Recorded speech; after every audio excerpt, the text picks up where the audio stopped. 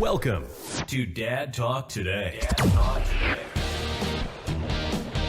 The podcast for dads facing some of the toughest moments of their lives. We are here to walk with men through divorce, keep them connected to their kids, help them understand their rights, and work for change in family law courts. Moms, you are always welcome too. We are all about advocating for shared parenting and doing what is best for our kids. Here is your host, Eric Carroll.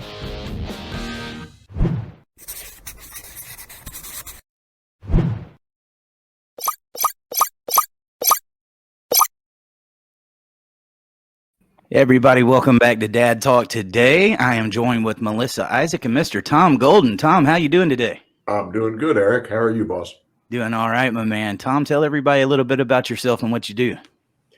Well, I'm a therapist, a semi-retired therapist at this point that has been interested in men and fathers for years and years. Warren Farrell's group, I was a part of that originally, and we wrote this proposal for a White House Council for Boys and Men. And I was part of the health group. We wrote I think it was 5 sections of it. So I've been doing that for a long time. And I think it's really important work.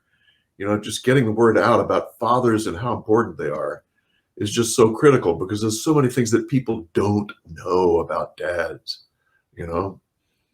Absolutely. And, I'm going to go a little bit down that rabbit hole, Tom, because it seems like, we have a lot of our focus on what dads are going through, and that's not to discredit moms, but we always have the moms too crowd. And it's like, we can't say anything about the challenges that fathers are facing without facing some type of backlash from it. Where do you think that comes from? Well, I don't really care where it comes from. What I care about is that we tell the truth. That's it. And the truth is that dads are essential. And if people want to blow back with that, blow all you want. I could care less.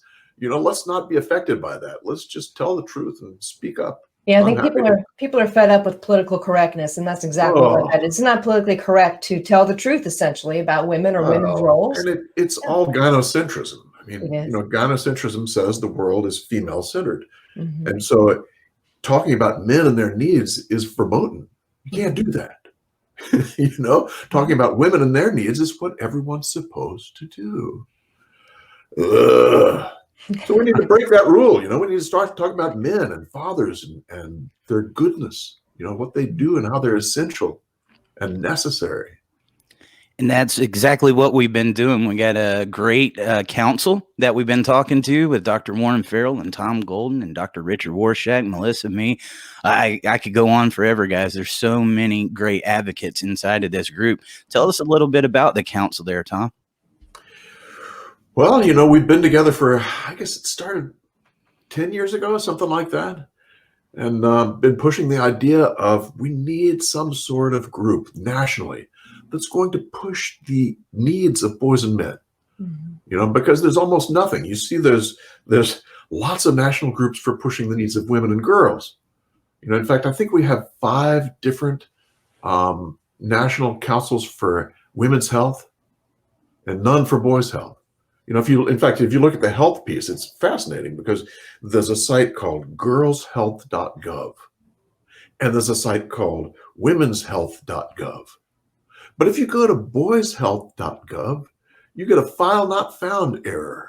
And if you go to menshealth.gov, you get a file not found error. So they don't exist. They don't care. There's a lack of caring and empathy for the needs of boys and men that we see our government playing out. And of course, again, that's gynocentrism. That's what we see. And I would say that lack of resources for men and boys comes from lack of resources for the fathers. Absolutely. Yeah. It's both. It's a lack of interest in anything male and masculine, because they're supposed to be the providers. They're supposed to be the ones that get out there and take care of the women. They're supposed to be the ones that do things, And if you start talking about their needs, that turns things on its head. You're not supposed to talk about that. It's crazy. We're living in a crazy place, man. Well, the family system is imploding for that reason, especially working in the family courts. It's imploding because we don't have dads in the home anymore. That's right. That's what's imploding things. Gracious goodness. And people don't even know it. Mm-hmm. They don't even know it. It's just so sad. that we know now. One of the things they found out is that empathy, we always thought empathy was related to moms. Oh, she's so sweet and kind and gentle. We know now that that's not true at all. It's the dads that teach empathy. And they teach the empathy through what? Through limit setting. The kid says, I want ice cream. Dad says, nope, no ice cream till you eat your broccoli. Oh, no, Daddy, I want ice cream. Nope. No ice cream till you eat your broccoli. And this goes on for 5 or 10 minutes, right? We've all seen that. Whereas mom sort of gives in. Okay, well, just a little bit. Dad doesn't give in. He says, nope, here's the way it is. So finally, the kid says, okay, and they eat their broccoli, and then they get the ice cream. Now, what happened there is very interesting. What they're finding is that the rudiment of that whole exercise is that the child had to learn to see the world through the father's eyes. They had to see the world through someone else's eyes, and that's the rudiment of empathy. So we're seeing now that the fathers are so involved in teaching kids empathy, And so what do you see in today's world? A lack of empathy, a lack of fathers and a lack of empathy. And I think the two are connected. And I'll tell you another thing is teaching kids to go ask mom first because you're not going to get what you want for dad. That's what my kids have found out because I just know you're not getting it. But what are some other things that kids are learning from their dads, Tom? Oh my gosh. I think probably the most important one is that dads do stuff automatically. They do stuff automatically. And think about it. Eric, when you had your girls were small, did you throw them up in the air? Yes. Why? Why'd you do that? Because they put a smile on their face. You did it because it came naturally to you. We're finding now that the very things that dads do naturally are the very things that help kids. They know now that throwing kids up in the air helps kids later with risk taking. Fascinating. And most importantly, the rough and tumble play. Did you wrestle with your girls? Oh, 100%. They were tougher than any of the boys. You got it. And guess what happens when fathers wrestle with the girls or wrestle with the boys or roughhouse? The kids learn the difference between violence and play. No, you don't poke anybody in the eye. Okay, Dad, I'm sorry. No, you don't touch me there. They start to learn these boundaries of what's violent and what's aggressive and fun. You're right. They learn this limit setting. And I can't tell you how many times in court moms will say, well, all he does is throw her around and wrestle around with her. But there's so much science behind roughhousing and this playfulness that is beneficial to children. But the problem is, you're right. Like you said, Tom, people don't know. Our courts definitely don't know. And yes, but yeah, that's what daddies do. And underneath this roughhousing is the kids learning how to not be violent. Yes.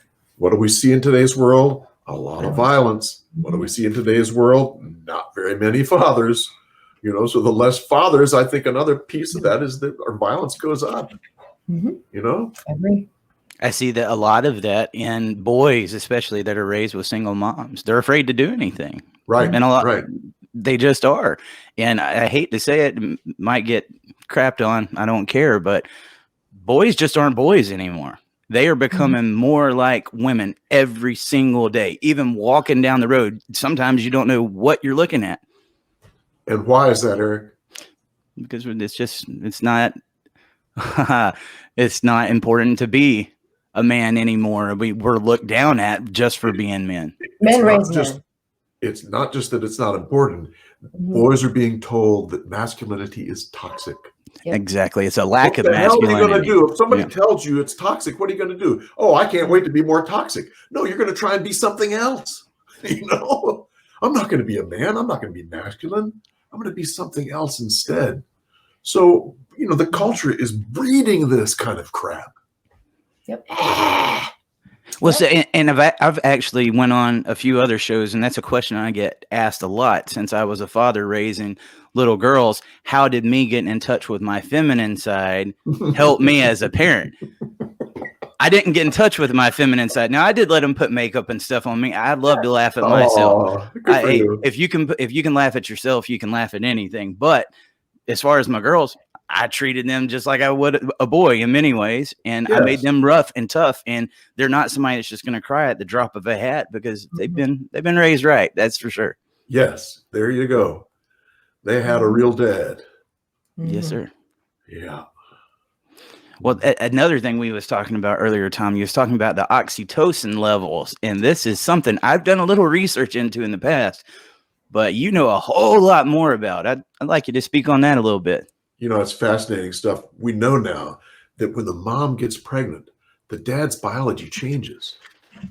What? I mean, they think it's related to smell, to pheromones, and being able to smell the pregnancy, right? But the dad changes even before he knows she's pregnant. His biology changes. One of the changes is, well, the testosterone drops, which makes him more likely to be with the kids and slow down and to kind of take it easy with them and be empathetic and whatever. But another piece that happens is the oxytocin goes up. And, we know now that oxytocin has an impacts on fatherhood. But we also know that oxytocin has different impact for moms than it does for dads. So the moms, they know the oxytocin pushes this, what they call mother ease, which is like, oh, baby, sweetie pie, cutie, right? The oxytocin actually pushes that kind of verbalization, right? And it pushes also a kind of a cuddly sort of thing. But with dads, the oxytocin pushes them to be more rough and tumble, to be more active with the kids. So the same hormone, but different responses from both moms and dads. Isn't that fascinating? It just reinforces the fact that biologically we are meant to be raised by a mother and a father. Yes, exactly. There's so much out there. People say all the time, well, they'll be fine without their dad, or I've got stepdad here or whatnot. But no, we are biologically meant to be raised, if it possible, by biological mom, biological dad. Absolutely, Melissa. And evolution does not make a mistake as far as duplicating services. And it tries to have the father do one thing and the mother do another thing. And that's why you need both. You got to have both, So, and I've read studies in the past that there's hormones, I guess, inside of men's sperm that when it goes inside of a woman, it raises her oxytocin levels and lowers depression and makes them happier. I like that. I have to go make my wife happier. It just goes to show, the relationship is important, and we are not. Yes, I think marriages, the importance of marriages is just going out the window, and we're looking at it as just some relationship. If you're not happy anymore, you can just take off and leave. No. But the importance of the whole family all together, it's we as a society have lost it. Interestingly, you look at one of the main reasons people seek out psychiatrists or therapists is because for relationship issues. So if our body chemistry can be tied into someone else, or their body chemistry can help us live fulfilling and be happy, I mean, it's a wonder why relationship failures drive people to take psychotropic medications, to try to maybe replace some of that natural biology that keeps us together and intact and happy. Yes. Yeah. And we've also lost the capacity to enjoy each other and to push each other to do good things. It's like the whole oppression thing. Women were oppressed. Teaching girls that men oppressed them does what? It creates a scenario where they're thinking, they're very questionable and questioning. They don't, the relationship becomes a place of difficulty, whereas, and what happens is negative spirals out. We all know that when one little negative thing happens, someone else can respond, oh, no, oh, yeah, then that spirals, then more and more and more negative just goes boom, boom, boom, boom, like that. And that's what our culture is pushing, actually, in some ways. It used to be that positive spiraled. And good relationships, you see a positive spiral where one person does something good for the other person does something good for them, and it just starts spiraling out of control where each partner wants to do something for the other. That's what we want, and that's what we don't have. When you live in a culture that makes people wonder whether the other person is going to oppress you or not, you're not going to have that positive spiral happen as easily, Yep. And I'm getting off topic, but no, you're good. And you would think when talking about these trials that men are going through, a lot of the mothers, when we hear from some of them, but some of the biggest opposition I face doing this podcast, Tom, is other men. Because they've been taught that other men are bad. Right. They'll be the first one to call you a name. They'll be the first one to discredit any little thing that you say. Is that because they're being taught that toxic masculinity? Or partly, but I think a part of it's testosterone. because testosterone does some crazy things to men, good things. Our culture says testosterone's bad. It's not bad at all. Testosterone pushes men to strive for status, pushes men to want to get ahead. But it does something else that's really important. Once you've gained that status, it also teaches you or pushes you to defend that status. And so this is what you see in men, is that they will defend their status in public if they need to. Whereas women look at that and they go, what's wrong with him? Why does he always have to defend himself like that? Just relax, let it go. It's not important. She doesn't understand. He's got this juice inside him that says, defend your status if questioned. And of course, we see that makes us understand barroom brawls, because first off, people are probably halfway drunk. Secondly, one man questions the other man's status, and then boom, it's off to the races from there. And take that. You add in lower IQ, and you get a huge mess. In fact, I think sometimes that the Darwin Awards are related to this. With men being testosterone lowers their increases their risk taking, lowers their fear, and if they have lower IQ, guess what happens? They do really dumb stuff. And that's the Darwin Awards. But that's another thing altogether. Well, kind of taking that in a little bit of a different angle, talking about the defensive nature that we have as men and trying to defend ourselves with that status. How do you think social media has played into that? Oh, social media is just a battleground of saying men are bad. It's just try and say men are good on social media and watch what happens. It's I've seen it. I do it all the time. Me too. Me too. Men are good, and so are fathers. Absolutely. And we need to keep saying that over and over again until it becomes the norm, because it's the truth. It's the absolute truth. And it's not that women are not good, especially men and women together can be really good. Yes.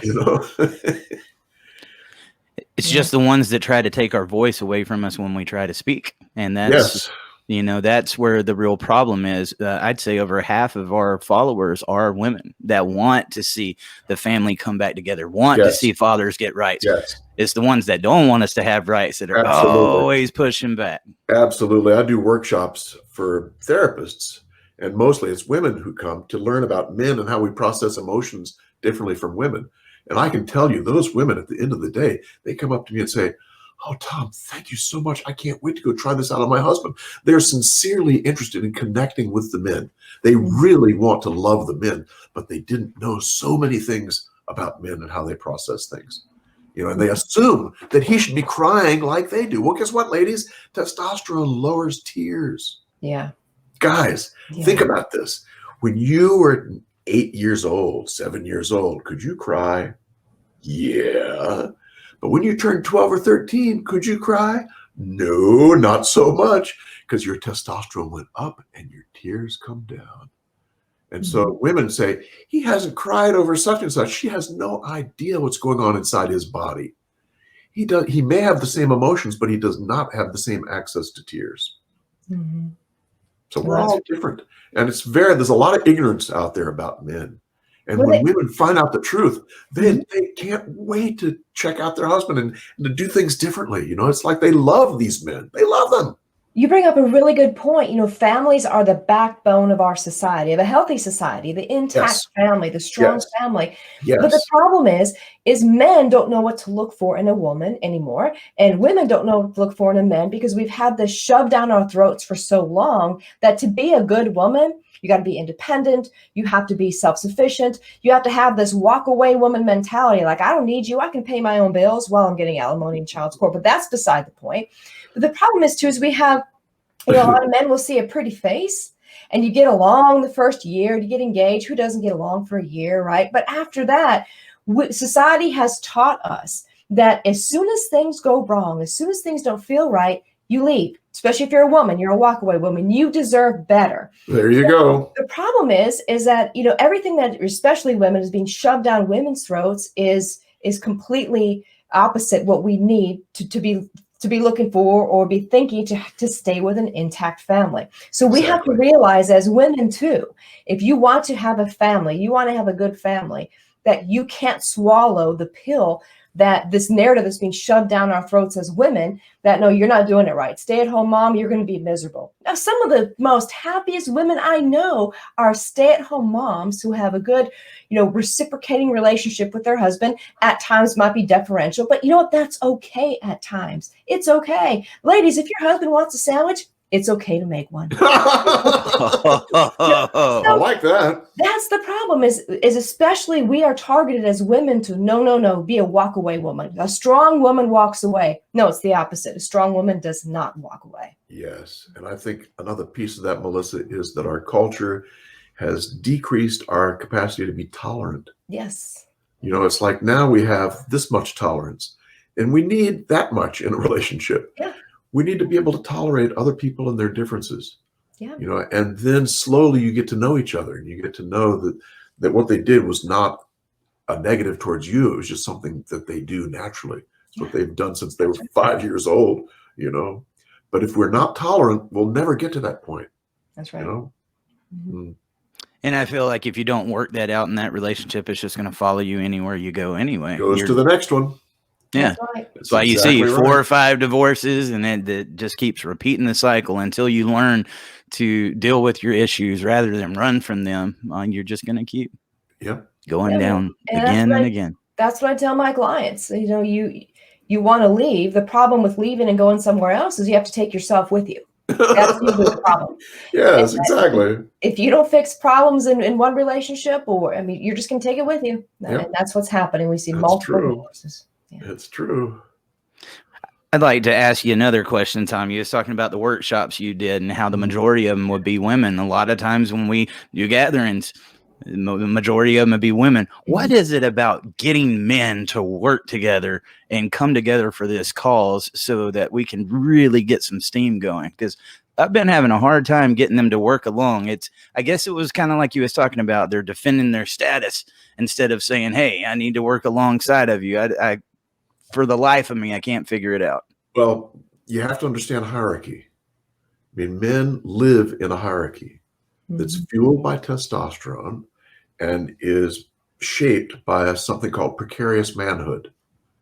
And we probably don't have time to get into the details of all of this, but basically men live in a hierarchy and they will strive for status within that hierarchy. And so men naturally compete with other men in this hierarchy. Women naturally will bond with their group and have an in-group bias so that they are connected with others around them. Very different scenario. So in order to get men to really work together, you have to be on the same team, pushing the same cause. And all the men need to be pushing that idea, usually. And then men will come together, they'll work hard because they're on the same team. But naturally speaking, men are not on the same team. We are competing with other men, whereas women do not have that same competition with other women. Does that make sense? That's the best answer I've ever gotten. I've asked that question many times. Thank you. You're welcome. Yeah. Men are good. And when we understand the hierarchy, when we understand precarious manhood, we understand testosterone, then we can start to love men in a different way. We start to smile at them instead of being afraid of them. Men are good.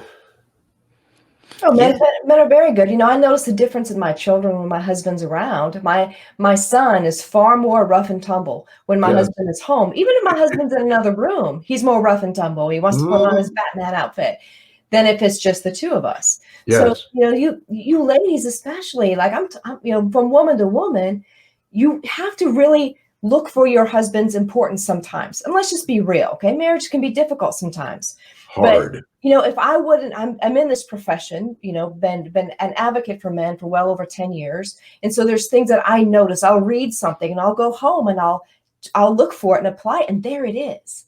So there's a lot of things, ladies, you're going to miss if you're not actively engaged. You be intentional when you're at home with your family, and you'll be surprised maybe at the positivity that your husband brings to your family. Sometimes you overlook it. Don't overlook it because you're shortchanging yourself and you're shortchanging your children and your husband as well. But yes, men are extremely important. They're and I would echo the same thing with men appreciating women.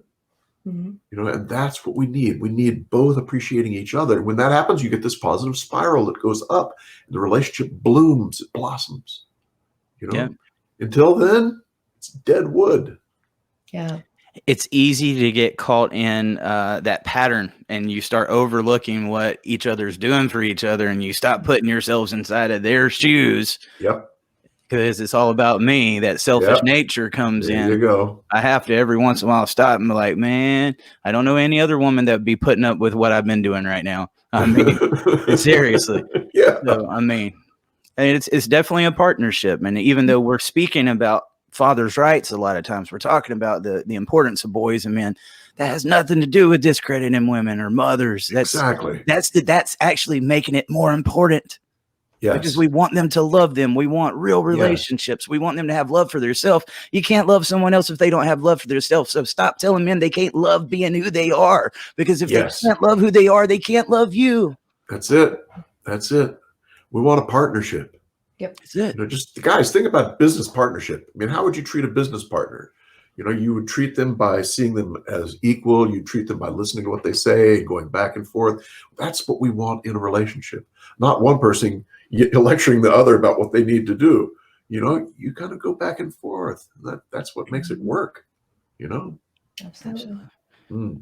Tom, I so much enjoyed this conversation. I know that you've got a podcast that I think everybody needs to check out called Regarding Men with Paul Elam, and who all co-hosts that show with you? Janice Fiamingo.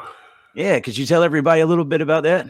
Oh gosh, yeah. Paul and Janice and I have been doing the Regarding Men videos for a year and a half now, and we take men's issues and usually an article or some topic and go over it. And we have a good time with it. Paul is quite a character. Yes, he is. And Janice is brilliant. She's just brilliant.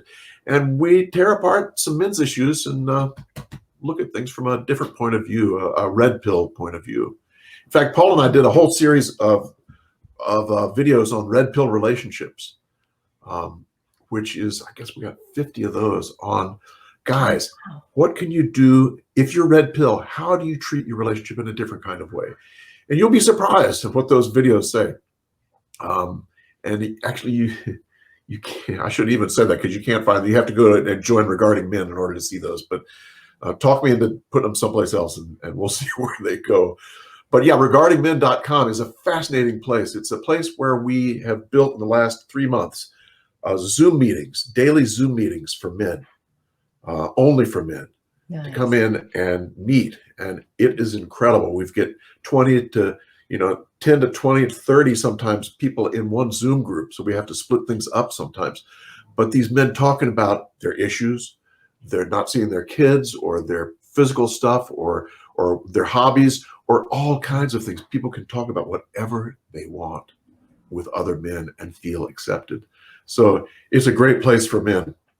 How much encouragement have you seen in there for the men that are participating, that when they see other men talking about these issues, they become much more comfortable? And one guy starts and he says, in fact, a group I did yesterday, one guy starts and he says, damn, my parents were okay, but my mother beat the crap out of me sometimes, and he talked about it for, a couple of minutes. And as soon as he said that, another guy in the Zoom said, yeah, me too, man. My mother did and then it just flows because one man opens, the rest of the men start to open, and you hear these stories, and it's the stories that heal. Absolutely. We know now that therapy is basically a matter of using stories to help people heal up in so many different ways. And these groups are they're not therapy groups. They're not therapy groups. They're just check-in groups. They just check in. You can say, that you took a walk around the block, and that's fine. If that's the way you want to check in, or you can talk about, your family of origin stuff. So, but they healing, and you have a community now. These guys feel connected with other men around the world. We got people from all over the world: Philippines, Norway, England, Ireland, Australia, just of course the US and Canada. It's just fascinating stuff. And understanding that psychology with men goes such a long way, because I've had a lot of the guys I've seen when they first get here, you can't hardly talk to them. I mean, they're just so Right. angry, and they have a right to be angry. You've taken away Absolutely. my family. You've done this. I have no rights. You're taking away all my money. I'm homeless. They got all these reasons. And when they first come to you, they're just this person. It's like, I don't know if I can talk to him. And I've learned to look past that. Yep. And it's like, I've got to make this guy feel comfortable in talking, because right now he feels like nobody listens to him. Absolutely. And that's And, a you know, powerful thing. We need to understand that a part of anger is hurt. Yep. You know, and that what he's really feeling, and he's really feeling angry, and that's okay. I mean, the anger is good. But you also got to understand that that's also a part of him is hurt. He's been crushed. I mean, if my kids have been taken away from me, I don't know that I could stand up, you know, much less walk around and do things. That's huge. That's a huge hurt and a huge thing to piss you off, you know. You know, it just blows my mind. It's a horrible thing to do to someone. It is. You know, to take their children away. That's like, It sure is. ugh. Absolutely. Well, Tom, I know you talked a little bit about the podcast, but if anybody wanted to look you up, tell them some other places that they can find you. They can go to regardingmen.com. They can go to menaregood.com or Men Are Good on YouTube. Let's see, where else can they go? All kinds of places. Eric, I can't think of any more, though, but those two are a good start. All right. You know, menaregood.com and regardingmen.com, you'll find all kinds of things. Well, my man, thank you so much for joining us, and keep up the good work. I'm pulling for you, and I learned a lot today listening to you guys. Everybody at the council. Sometimes I'm honored just to be a fly on the wall and take in that knowledge. It's a good group, isn't it? And thank you, Eric, for the work you're doing. Yes, sir. You know, appreciate it. Tom, you've definitely been paving roads, and that the rest of us behind you are walking on. You've been doing this a lot longer than, most people I know. So, you know, you've been fighting for men and leading the way. Well, thank you for that. Melissa, you're very kind. Thank you. All right. Let's all build some roads. Let's get it done. That's right. All right, everybody. Y'all take care. We'll see you next time. Thank you for joining us tonight. We are fighting for the rights of parents worldwide. If you want to help support our podcast and for us to continue this mission, please join us at patreon.com/dadtalktoday. You will find us on Facebook, YouTube, Instagram, Twitter, CloutHub, Parler, iHeartRadio, Stitcher, Spotify, the podcast app, Google, Apple Podcasts. We're a little bit of everywhere. And guys, every time you like and subscribe, you help us continue this mission. Thank you, and we will see you next time.